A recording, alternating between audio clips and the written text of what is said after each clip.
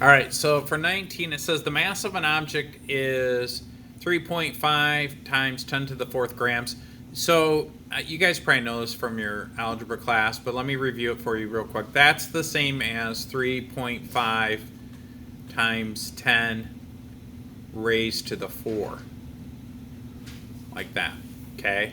That's what this little caret symbol means, is that you're raising it to the fourth power. Anyways, we got to convert that to kilograms. Okay, so this one is just, it's just kilo means 1,000. So 1,000 grams are equal to 1 kilogram.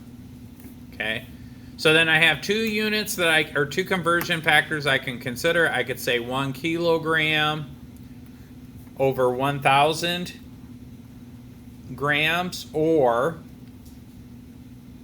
1,000 grams over 1 kilogram. So I start with what they give me, and what they give me is 3.5 times 10 to the 4 grams. So that's what I'm converting.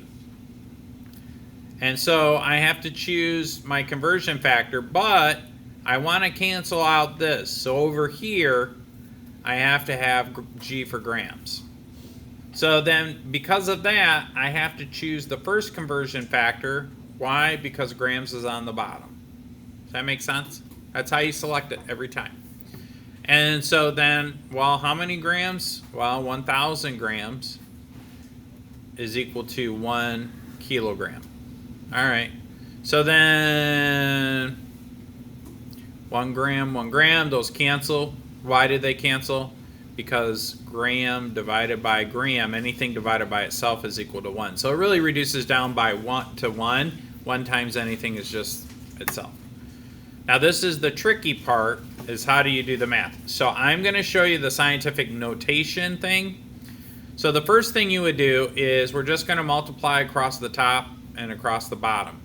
But remember that 1,000 is the same as 10 to the third. So that was in one of your charts there, right? Kilo means 1,000, but it also means 10 to the third. So if I multiply this across on the top, I'm going to get 3.5 times 10 to the fourth kilograms all over 10 to the third, and that's it, because the grams cancel, right? 1 times 1,000 is the same as 10 to the third. Now this is the Adams notation that I was talking about, and there really is no such thing as Adams notation. But let me explain this to you too, so you kind of know. If I were to write this out, let me just kind of do another little sidebar. 10 to the fourth would be 10 times 10 times 10, 4 times, right? And then 10 to the third would be 10 times 10 times 10, 3 times. Okay? So here's what happens. 10 divided by 10 reduces to 1. 10 divided by 10 reduces to 1. 10 divided by 10 reduces to 1. So I should have 110 on the top. But that's a lot of stuff to write down every time. So what I do is I go, I have a power of 10 here, and I have a power of 10 here. Which one has the smaller power? 3 or 4? 3. So that's the one I want to move. So what I'm going to do is I'm going to subtract 3 on the bottom. Whatever I do on the bottom, I have to do to the top. And all I'm doing, that's a little shortcut, because I'm saying these 3 on the bottom will cancel with 3 on the top.